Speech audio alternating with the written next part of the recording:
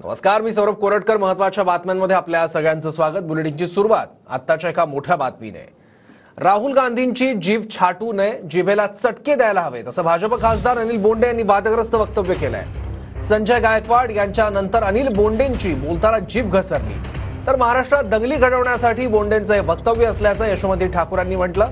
बोंडेंना फडणवीस प्रवृत्त करत असल्याचा आरोप यशोमती ठाकूरांनी केलाय.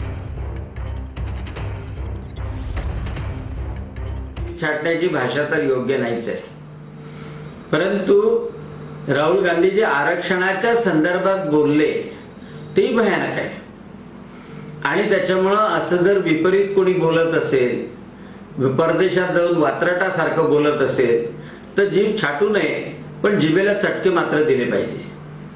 कारण काय, हे जिभेला चटके अशा लोकांना देणं आवश्यक आहे. बोंडेचं संतुलन बिघडलेलं आहे. मेंटल हॉस्पिटलमध्ये त्यांनी भरती झालं पाहिजे.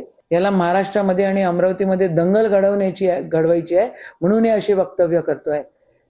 तुम्ही जरा खबरदारी राखा देवेंद्रजी, हे तुमचे बुडुकले जरा सांभाळा. तुम्ही फेक नरेटिव्हचे बादशाह आहात आणि तुमचे हे जे कोण चमचे गिमचे आहेत यांना पण तुम्ही सांभाळा. तुम्ही प्रवृत्त करता. महाराष्ट्र तुम्हाला माफ करणार नाही. अनिल बोंडे मला माहिती आहे त्यांच्या मागे किती त्यांचा इतिहास बघा ना. मागे पण ते खूप वादग्रस्त स्टेटमेंट करून गेलेले आहेत. असं बेताल बोलणाऱ्या व्यक्तींवर कारवाईच व्हायला पाहिजे ना. एकावर तरी कारवाई करा. दुर्दैवाने ज्यांच्यावरती कारवाई होताना दिसत नाही आणि त्यावेळेला उपमुख्यमंत्री जे गृहमंत्री आहेत, मुख्यमंत्री गप्प बसतात. ही भूमिका योग्य नाहीये. मी तेच बोलले, जीभ सर्वांना बोलता सगळ्यांना येतं, पण संयमाने बोलणं, त्याला तुम्ही कमजोरी किंवा कमकुवतपणा समजू नका. हा आमचे संस्कार आहेत.